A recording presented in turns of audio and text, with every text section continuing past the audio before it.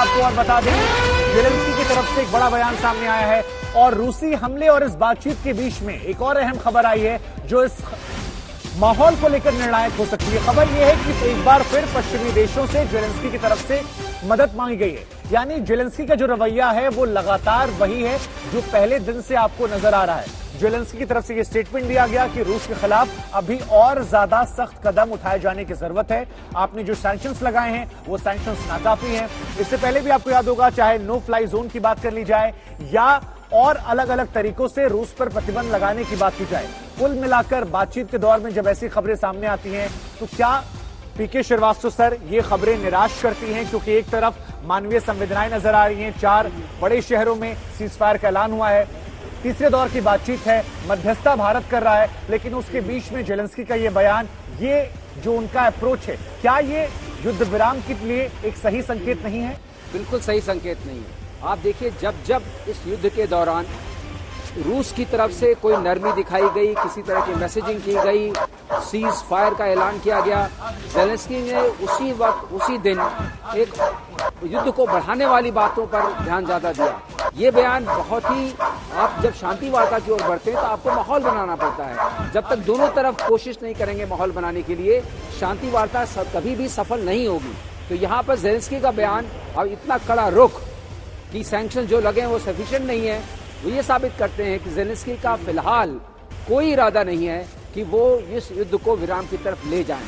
ये अपने आप में बहुत चिंता का विषय है और ज़ेलेंस्की पर जो भी प्रभाव देश डाल सकते हैं उनका ये फर्ज बनता है, क्योंकि महाशक्तियों के पास महाजिम्मेदारियां भी होती हैं कि ज़ेलेंस्की को टेबल पर ऐसा मुद्दा लेके जाने की बात करें। अगर वो लड़ाई की बात करते हैं तो लड़ाई बढ़ती रहेगी। ये जरूरी है कि ज़ेलेंस्की के ऊपर अब प्रभाव डाला जाए। नहीं तो विशंबर दयाल सर, क्या ये जो अड़ियल रवैया है ये दुनिया के लिए भारी पड़ सकता है? क्योंकि भारत समझाने की कोशिश कर रहा है। इमैनुअल मैक्रो को बयान सामने मुझे याद आता है जिसमें उन्होंने कहा कि देखिए क्या कॉन्सिक्वेंसेस, ये ह्यूमैनिटेरियन क्राइसिस की तरफ बढ़ रहा है। इस तरह की चीज बहुत ज्यादा ह्यूमन लॉसेस को बढ़ाएगी। अभी तक आपके जितने भी चित्र आए हैं आपने देखा, उसमें खंडहर इमारतें दिखाई आपने, खंडहर हुए, आपने तोप, गोले, बारूद, टैंक दिखाए, जहाज दिखाए, लेकिन आपने कोई लाशें बिछी हुई नहीं दिखाई। जिसका मतलब कि ह्यूमन लॉस, आप वर्ल्ड वॉर 2 की पिक्चर्स देखिए, उसमें अगर आपको खंडहर इमारत दिखाई देगी तो साथ में बहुत सारे ह्यूमन लॉसेस भी दिखाई देंगे। कम से कम यहाँ पर यह सावधानी बरती गई है कि ह्यूमन लॉसेस कम हुए हैं। ज़ेलेंस्की को सोचना चाहिए। सर आपका एक वैलिड पॉइंट है, उसको मैं विशंबर सर के पास ले जाऊंगा। सर यहाँ पर युद्ध है लेकिन संयम भी दिखाई पड़ रहा है, संयम इंसानों को लेकर, मानवीय सहायता को लेकर, मानवीय कॉरिडोर को लेकर। क्या वो ज़ेलेंस्की में आपको नजर नहीं आ रहा? कम से कम ये बयान आज के दिन नहीं देने चाहिए थे। देखिए, ज़ेलेंस्की को ये बयान बिल्कुल नहीं देने चाहिए थे। ये एक चीज दर्शाता है कि ज़ेलेंस्की अभी भी नाटो और वेस्ट के इशारों पर या उनसे मदद की जो गुहार कर रहे हैं उनकी मदद पर अपने पूरी की पूरी प्लानिंग आधारित कर रहे हैं।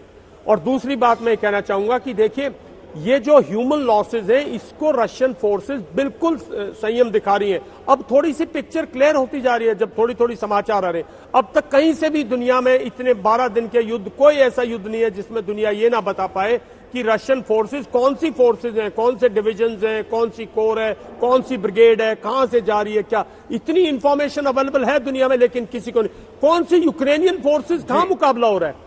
कहीं दोनों फोर्सेस की बहुत बड़ी टकराव जिसमें ह्यूमन लॉसेस हो वो नहीं दिख रही।